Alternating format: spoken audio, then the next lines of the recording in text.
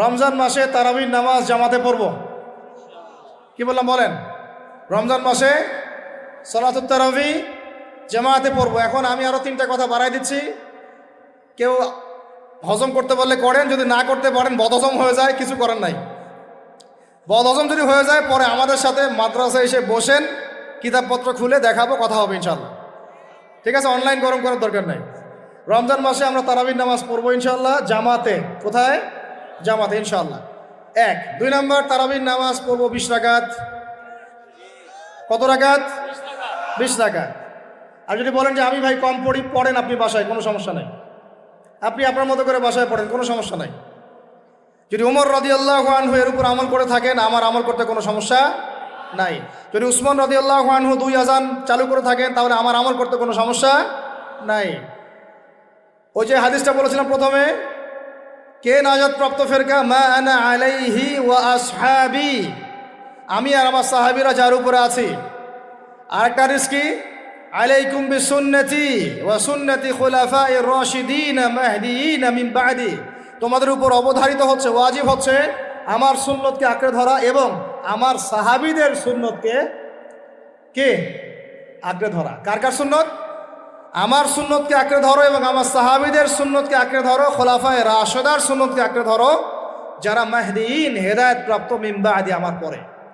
সাহাবায়ে কেরাম যদি কিছু চালু করেন, আমল করতে কোনো দোষ নাই, বরং এটাই হচ্ছে সুন্নতের আরও শ্রেষ্ঠ অনুসরণ। কারণ আমি তো ওমরের চেয়ে বড় পরহেজগার হইতে পারবো না। পারবেন? তাহলে আমি তো উসমানের চেয়ে দিন বেশি বুঝি না। তিনি যদি 2 আযান চালু করতে পারেন, তাহলে আমি তাকে বেদাতি বলতে পারি না, নাউযুবিল্লাহ। যদি কি আমি তাকে এভাবে শব্দ প্রয়োগ করা হয়েছে বাংলাদেশে, উসমান রাদিয়াল্লাহু আনহু যদি 2 আযান চালু করে থাকে, ওটা বেদাত হয়ে গেছে, নাউযুবিল্লাহ। বলেন নাউযুবিল্লাহ। সাহাবীরা কিছু চালু করলে যদি বেদাত হয়, তাহলে সুন্নত হবে কি?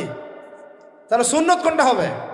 তাহলে এ ব্যক্তি এরকম কথা যদি কেউ বলে থাকে, তাহলে তার উচিত হবে এখনই রুজু করে ফিরে আসা, অহংকার না করা, হঠকারিতা না করা, এখনই ইস্তেগফার করে তওবা করে ফিরে আসা। আল্লাহ মাফ করে দিবেন ইনশাআল্লাহ। আর এর উপর হঠকারিতা থাকে না, ওসমান রাদিয়াল্লাহু আনহু যদি 2 আযান চালু করে থাকে, তিনি ভুল করেছেন, তিনি বেদাত করেছেন, নাউযুবিল্লাহ। বিশ্বাস করেন, সাহাবীদেরকে এভাবে কটাক্ষ করলে, আন্ডারএস্টিমেট করলে, এভাবে কথাবার্তা বলে, শানের খেলাফ কথা বললে ঈমানও চলে যেতে পারে। আমরা নবীকে মানব সাহাবীদের মানদণ্ডে, সাহাবীদের বুঝের উপর আমাদের বুঝ না। আমি বুঝাতে পারতেছি না। নবীকে মানব, অবশ্যই মানব। কার মাধ্যমে? কাদের মধ্য দিয়ে? সাহাবাদের তরিকার মধ্য দিয়ে। আর সাহাবাদের তরিকা আমি কি ধাবাস করে পাবো? তাবেই লাগবে, তাবেই লাগবে। এই সিলসিলা মেনটেন করে আমাকে মানতে হবে। কোরআন এবং হাদিস তো সবার বাসায় আছে। আপনাকে যদি আমি এখন বলি যে ক্রিপ্টোকারেন্সি হালাল না হারাম, আপনি কি বের করে দিতে পারবেন এখন আমাকে? পারলেও আপনার আরও 15-20 বছর পড়াশোনা করতে হবে। তারপরে যারা এগুলো নিয়ে গবেষণা করে, তাদের কাছে আসতে হবে, জিজ্ঞাসা করতে হবে, বলতে হবে, তারা ফতোয়া দিলে মানতে হবে।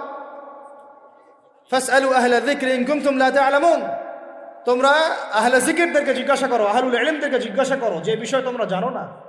তাহলে আমাদের সমাজে এরকম অনেক ফিতনা চলতেছে, অনলাইনে এই ফিতনাগুলো অনেক বেশি। আর ইয়াং ছেলেপেলেরা এখন দিন শেখে অনলাইন থেকে। এরা দিন মাদ্রাসায় এসে শিখতেছে না। স্পেশালি যারা জেনারেল লাইন থেকে আসছেন, তাদের সমস্যা আরও বেশি এবং তারা অনেকে বিভ্রান্ত হয়ে যাচ্ছেন।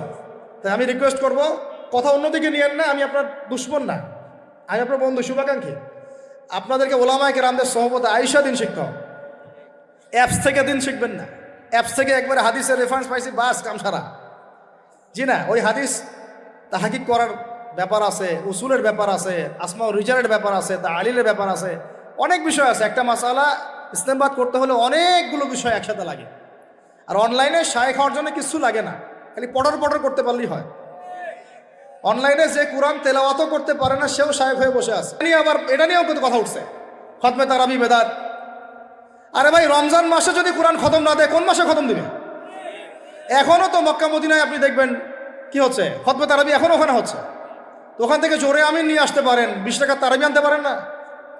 ওখান থেকে আপনি রফুল ইয়াদাইন নিয়ে আসতেছেন, ঠিক আছে, ওকে ফাইন, আমরা কোনো ঝগড়া করতেছি না, এটা আছে, দলিল আছে, আমল করুক, সমস্যা নাই।